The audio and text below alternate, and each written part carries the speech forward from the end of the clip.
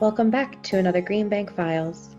Today we'll be looking at a 1794 receipt for the property we believe to include the mill and now farm. This receipt was for the sale of the property from John Gregg to James Phillips.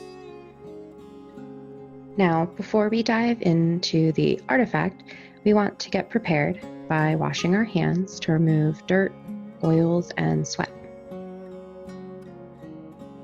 This receipt was written in ink on paper with some notes in pencil on the back, seen here. Perhaps someone thought it was just a scrap piece of paper. The receipt itself reads,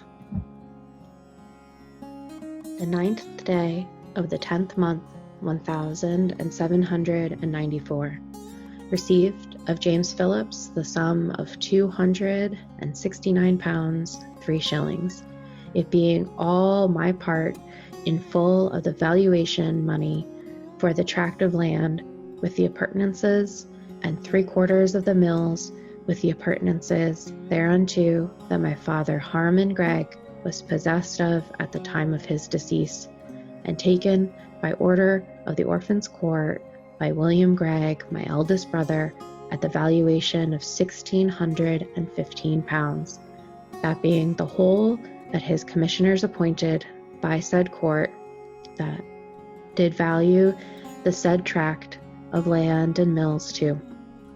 Therefore the above consideration of 330 pounds I do relieve of, and forever quit claim of, and to all my right, title, interest, or demands of, and to the above said tract of land and mills, or any part thereof, that my father was possessed of at the time of his decease, likewise received the interest in full for the same since the time the said tract was taken by the said William Gregg, as witness my hand and seal the day and year above written.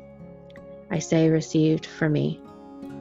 Witness present, Robert Phillips and Samuel Heald, signed and sealed, John Gregg."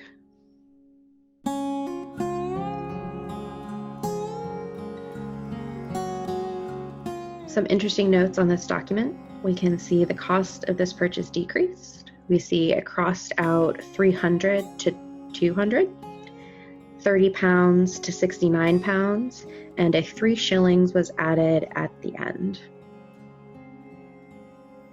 This receipt doesn't give any evidence as to why there was this change, but it does seem James Phillips got a better deal. Also seen throughout the document is a lack of punctuation and variation of spelling of the same words. But in the end, the language in this document is saying, I am selling this property and will make no further claim. And it is James Phillips now. Another important note on this document is that the property passed to John from his brother, who got it in an orphans' court settlement from his father. For some context, the Orphans' Court is described thus by the state of Delaware. The Orphans' Court was one of the earliest courts in Delaware and was derived from the English judicial system. Established by William Penn's new government in 1683, the Orphans' Court was founded, quote, "to inspect and take care of the estates, usage, and employment of orphans for those that are not able to care for themselves." Legislation was added to give the Orphans' Court added responsibilities relating to the guardianship of minors, adoptions, portioning of real estate, dealing with the debts of the deceased, and appeals from the Registrar of Wills decisions.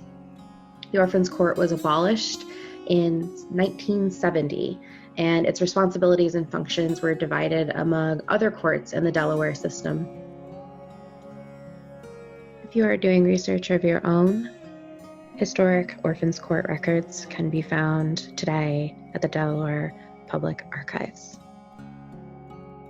So while we do not currently know the date or circumstance of John's father Harmon's death or why his brother William gave or sold him the property, it does give us a glimpse into an interesting system used for over 280 years in Delaware.